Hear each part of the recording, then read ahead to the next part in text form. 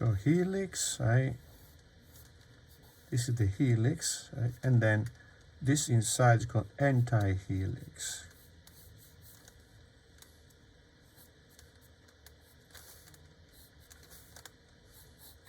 And then as we move down here below this part of the helix ends here like this, right? We have this little bump, right? This little bump that is the volume, and that way I can maintain or capture the three-dimensional characteristic of the head. Oh, the hair is low below the chin here. It gets down all the way down to here. Okay. Maybe this can move back a little bit more. I'm not going to block in the white in here. That's fine. We don't need the white there, right?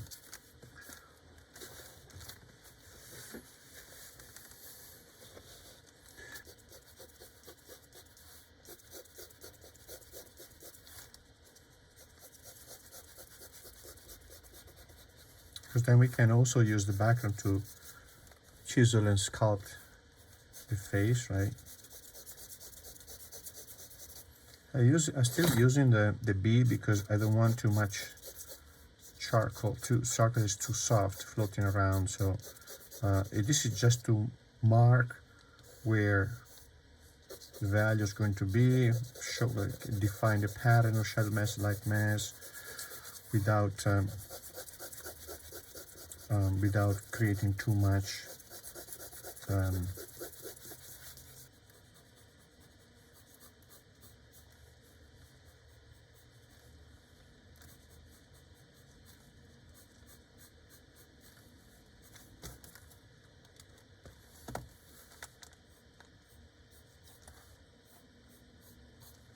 the background can always move in to reframe the profile, for example, right?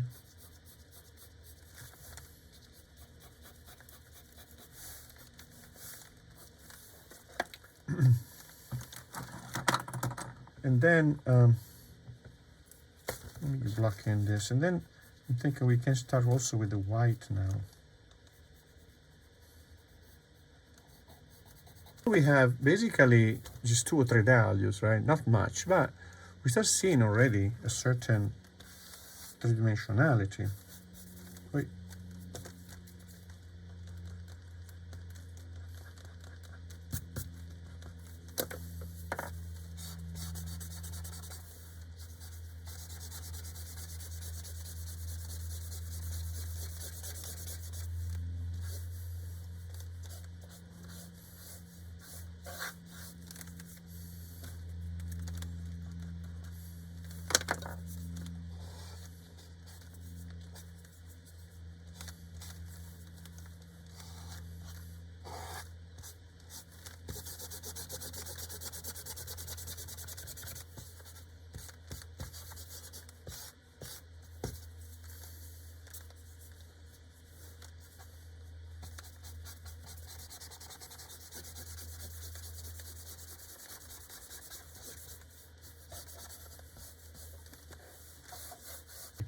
I want to kind of build up a little bit of a background first, right?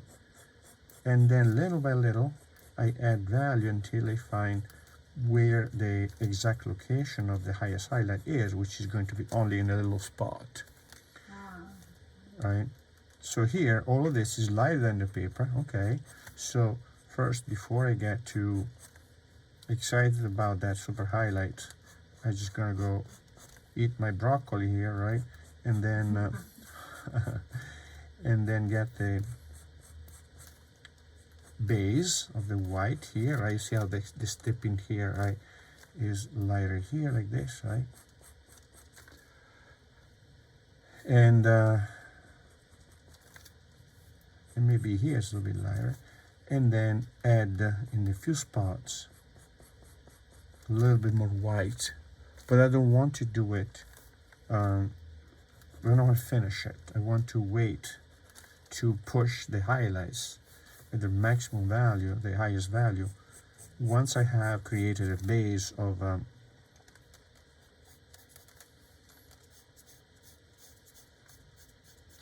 the blending stump come in various sizes and dimensions, etc. I like these a lot for the little work, right? These are useful, the big ones are useful when you need to push a lot of charcoal in wide areas, right? But when it comes to modeling, I find those very useful because they are a little bit softer. The hard ones tend to leave streak marks.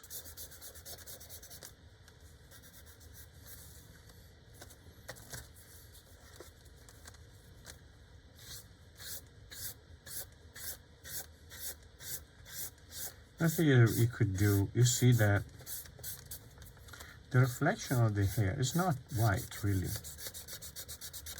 It's kind of dark.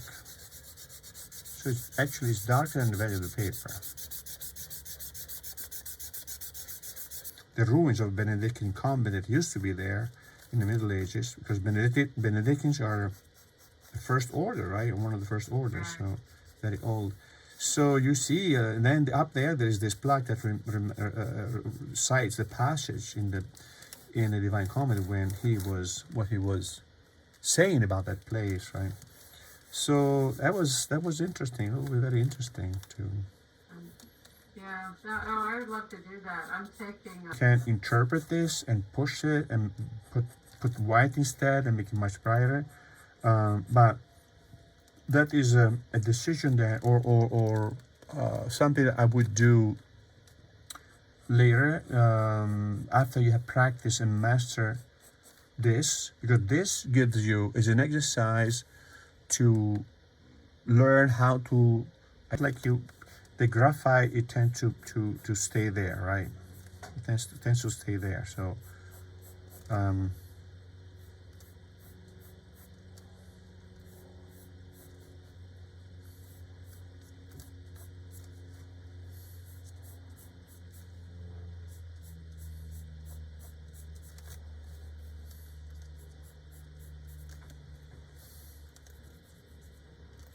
oh, I had to tell a minute something to my son. I'll be back in a minute. Next.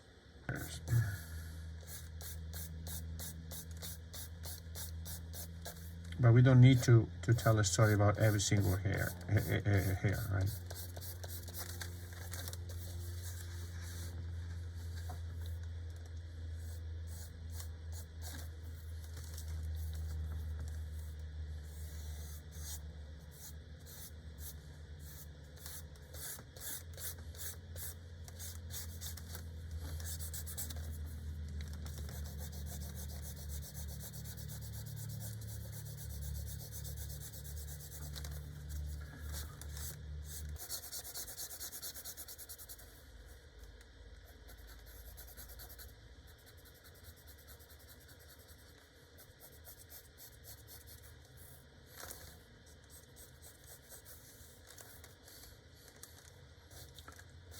And because of this, this figure here has the tonal passages are strong here, yes, but that's a very limited place where these are strong. The rest are all very delicate. So that weaving I was telling you about